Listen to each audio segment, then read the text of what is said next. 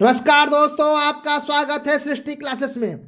SSC GD के लिए हम अंतिम समय में अंतिम प्रहार भारत के भूगोल से जीएस पार्ट का भारत के पर्वतीय प्रदेशों के लिए वर्ल्ड लाइनर नोट्स हम इस वीडियो में लेके आए हैं, जो काफी महत्वपूर्ण है आप सबके लिए।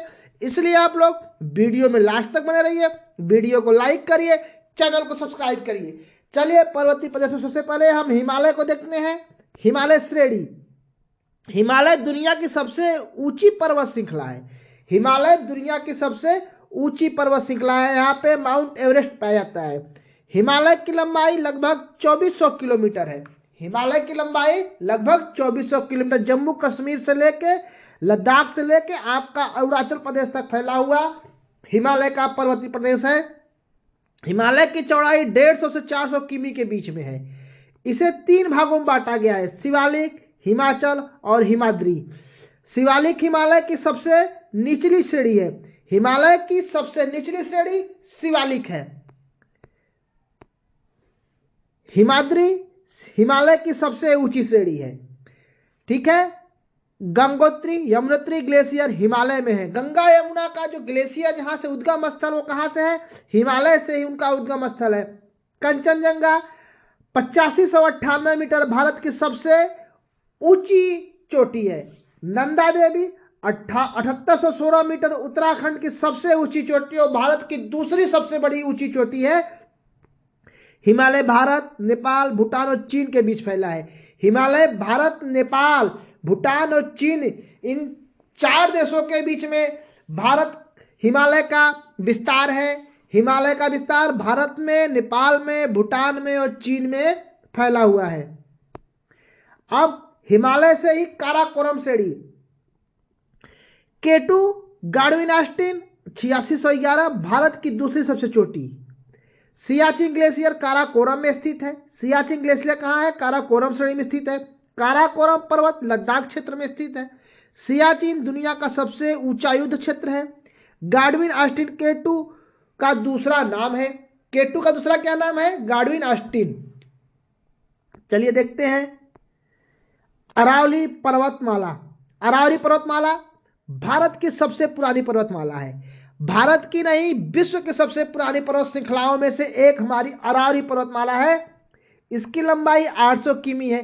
गुरु शिखर इसका सबसे ऊंचा शिखर है।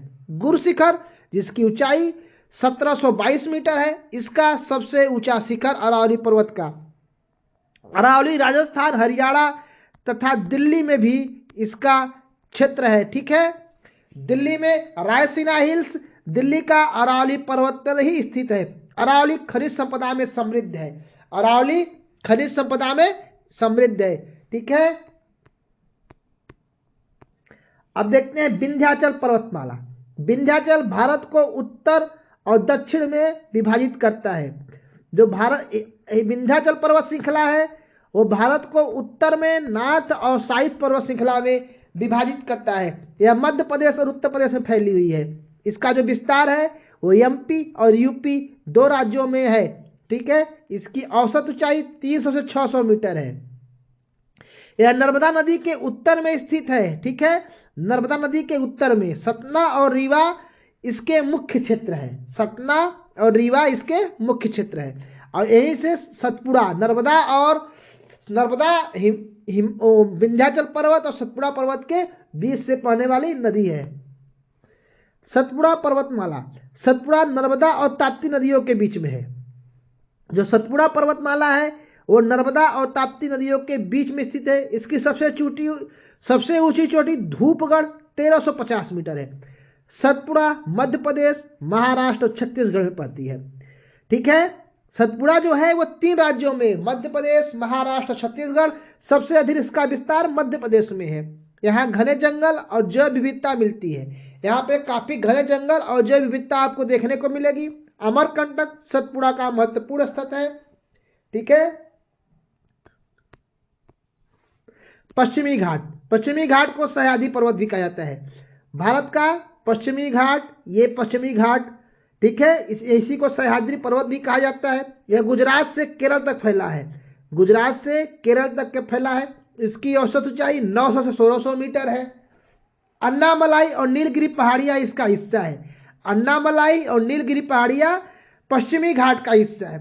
पश्चिमी घाट यूनेस्को विश्व धरोहर स्थल में स्थित है। ठीक है, मानसून पर इसका गहरा प्रभाव पड़ता है। यहां से मानसून का भी बहुत गहरा प्रभाव पड़ता है। यहाँ के प्रमुख स्थल महाबलेश्वर और लोनावाला। यहाँ के प्रमुख स्थल कौन से हैं? महाबलेश्वर और लोनावाला। पूर्वी घाट, पूर्वी घाट आंध्र प्रदेश, उड़ीसा और तमिलनाडु। आंध्र प्रदेश, उड़ीसा और तमिलनाडु के क्षेत्र को हम पूर्वी घाट बोलते हैं।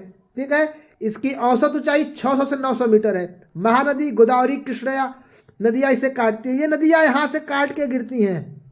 महानदी कृष्णा, गोदावरी, कावेरी, ये सारी नदियां इसको काट के बंगाल की खाड़ी में गिरती हैं। यह पश्चिमी घाट की तुलना में कम ऊंचा है। पश्चिम घाट इससे अधिक ऊंचा है क्योंकि इसकी ढलान की वजह से ये नदियां पश्चिम से पूर्व की ओर बहती हैं और बंगाल की खाड़ी में जाके गिरती हैं। यही कारण है कि ये घाट कम ऊंचा है और पश्चिमी घाट ज्यादा ऊंचा है।